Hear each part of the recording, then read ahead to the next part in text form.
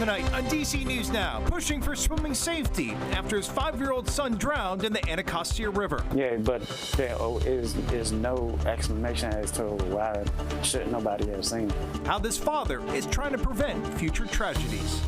Really worried about the gaps that we see for some of our human needs around ERAP and housing access, around the Pay Equity Fund. A fight for funding in the district. The mayor calling on the council to pay for some of her top budget priorities now that some money has freed up in the process. The rain will be exiting our area. We're tracking drier conditions, lower humidity, a nicer end to the week. More on that coming up. Getting ready to celebrate America's 250th birthday. What you can expect to see along the National Mall this summer.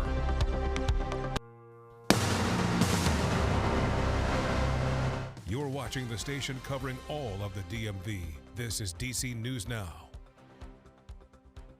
Hi, everyone. Thank you for joining us tonight for DC News Now at 9. I'm Chris Flanagan. And I'm Susan Tran. A father's heartbreak has become this call for action along the Anacostia River in the district. Carson West drowned near a playground there in Southeast last month. The father of the 5-year-old is now pushing for new safety measures, calling simple barriers, warning signs, and more oversight potential lifesavers. DC News Now's Ben Dennis live along the Anacostia River. And Ben, Carson's father has a real emotional message he wants all parents to hear.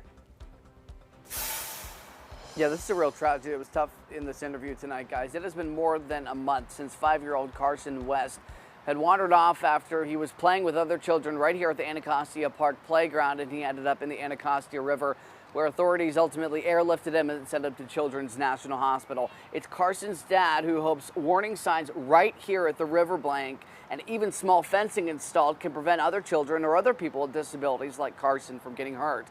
Gary West tells me that he's working with a therapist nearly 6 weeks after his son was found unresponsive in the Anacostia River around 6:30 that night.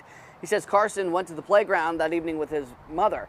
Gary says Carson was autistic and nonverbal, and he communicated through actions, expressions, and affection. His petition online looking for additional safety measures along the river has already garnered 4,000 signatures, certainly a sign of support to protect people who may wander off. Now a grieving father says there's little room for error near the river. And a kid, and just the thought of him even being nonverbal, that never made a difference to him, because he showed his love and his affection, everything. He showed it all through his actions. My goal is to just complete, the mission of getting the equipment down there, gate, fence, some type of barrier, the signs. Gary is planning a community walk-in event to sign his petition on June the 12th, right here on what would have been Carson's 6th birthday. Meanwhile, Gary says that he's continuing to reach out to local leaders to try and advocate for change. We have also reached out to them if they have potential posture, desire to add any additional barriers and prevent another tragedy from happening. More coming up on the CW at 10 o'clock from Carson's father, Gary. In Southeast, Ben Dennis, DC News Now. What a heartbreaking tragedy, Ben. Looking forward to more on that story. Thank you. Across the country, there are many initiatives working to prevent such tragedies. The National Institute of Health says one key priority is pushing for children to take swim lessons. The federal agency cites drowning as the #1 cause of death for children between 1 and 4, and the second leading killer of school-aged children. Health leaders insist that children need to be monitored while they're in the water, as a drowning can happen silently and as fast as 20 seconds. They also recommend the right life jacket for your child, one that fits, has multiple straps and closures, so there are these redundancies to keep that life jacket on. And pool noodles as well as arm floaties are not a good option. They can easily lose hold of them, or they can slide off, leaving your child unprotected. For more information on how to keep your children safe in the water and where there are swimming lessons available, just go to our website, dcnewsnow.com, and search water safety. All right, let's get a first check on the forecast with Chief Meteorologist Jackie Layer. And Jackie, it's muggy out there again tonight, and some of us seeing some showers. Yes, and some of those showers are sliding right across D.C. right now. And we also have a few thunderstorms. Those are mainly south of the district. So we're watching that closely because we know that there's that concert at Nats Park right now. And yes, it looks like they are seeing some of that wet weather at this point after seeing drier conditions once that Bruce Springsteen concert had started. Anyway, thankfully the thunderstorms, those are now just south of D.C. Down across Dale City. Quantico, you're dealing with the heaviest of that rainfall right now. That'll continue to move its way over towards Charles County, just west of La Plata, and we'll continue to monitor that one, but this will continue to fade away. It was severe warned about an hour or so ago, but that severe thunderstorm warning that ended at 8:15. But yes, we still have some lingering showers across the district right now. We're on the back edge of this particular batch, and that will continue to slide its way off towards our south and east, and then we should be in the clear as this cold front continues to slide its way farther south and eastward over the course of the next several hours. And we'll also see drier conditions along with that lower humidity too into tomorrow. Current temperatures are upper 60s in Manassas, Winchester as well, but still holding the lower 70s from D.C. up towards Frederick, and eventually we'll see those overnight lows into those 60s. That's what we start off the day with tomorrow, and then we see those high temperatures, upper 70s, so right near 80 degrees for your Thursday, but with lower humidity and more sunshine. More on that, and we'll get towards the rest of that 7-day coming up. Jackie, we'll see you then. We have new information on a deadly shooting outside of Marriott Hotel. Silver Spring man is now charged with first-degree murder. Investigators say Terrence Williams shot Quentin Davis in the parking lot of this Bethesda hotel earlier this month. Police say they believe the two men didn't know each other. We also have an update tonight. A Canadian man sentenced to decades in prison for using the internet to sexually exploit nearly 150 children here in the U.S., some as young as 6. We do want to warn you, details are disturbing. Federal investigators say that he would use social media apps to prey on children, recording to create child sex abuse images, then threaten the children if they stopped wanting to share those videos. DC News Now's Dave Laval joining us live outside of federal court there in the district. And Dave, investigators say this was going on for years.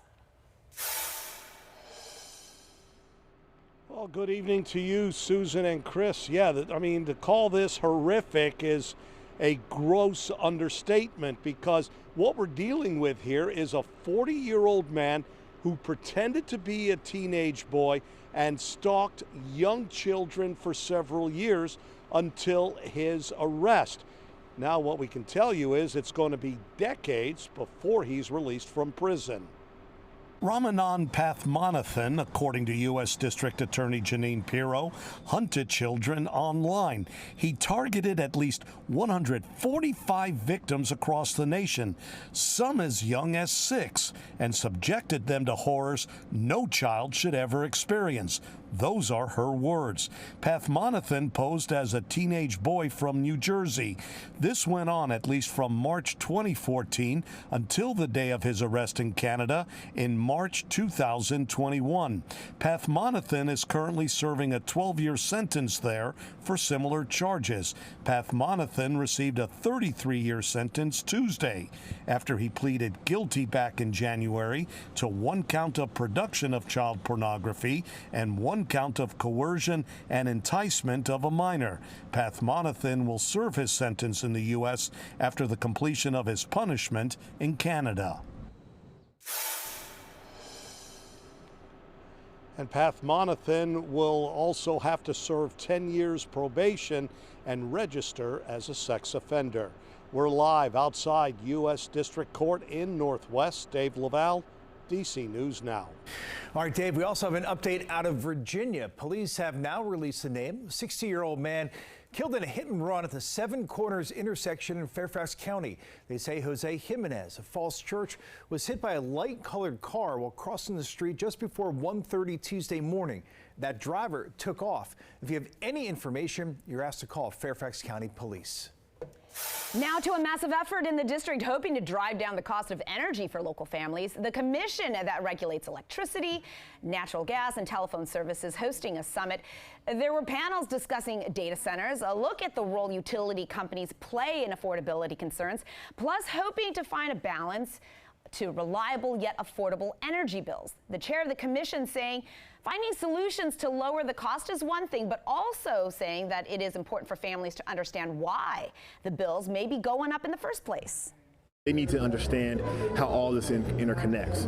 When they look at their bill and they say their bill is going up, they're like, oh, well, it's a PSC. But no, maybe it's the data centers that are in Virginia or Maryland. Maybe it's EV adoption. Maybe it's because we haven't moved as quickly on some of our building codes, right? The agency is hosting a utility resources event on Friday from 4 until 7 over at Sycamore and Oak, where you can get help on concerns including bill assistance and payment programs. Hundreds of jobs coming to Virginia. Governor Abigail Spanberger announcing a manufacturing company is opening a site in Prince George County. The company will produce critical power distribution systems for another manufacturing company. It's expected to create more than 350 jobs. This facility expected to open in the fall. New tonight, the Maternal Mental Health State Report has been released, and even though the U.S. got an F on new parental support measures, overall it has improved. The grade went from a C- to a C this year. And no state got an A, but 10 did earn a B, including D.C. Now, the ratings are based on healthcare providers, screenings, insurance coverage, and treatment reimbursements. This year, parental support domain was added to the report card, which scores on providing paid leave and affordable, accessible health care. Overall, the country again got an F in this area. Well, SEMIFINALS. What does that spell? Yeah, 5 of our 13 spellers are currently competing in the semifinal round of the Scripps National Spelling Bee. We have a DC 8th grader, 2 students from Maryland, and 2 from Northern Virginia, including Sia Sampath. The new winner will be crowned tomorrow. The champion will get more than $50,000 in cash and prizes, and we will continue to update you as the competition continues. Yeah, good luck to all those kiddos, huh? That's exciting. All right, coming up here in the news at 9, D.C. leaders freeing up millions of dollars as they struggle to pass a budget. What that could mean for so many city programs. Getting the right car insurance so you're not paying too much up front while also having enough coverage. We're going to break down the details to help you stretch your dollar. And ahead at 9:30, some Maryland sheriffs are suing the state over a new immigration law. Why they're heading to court.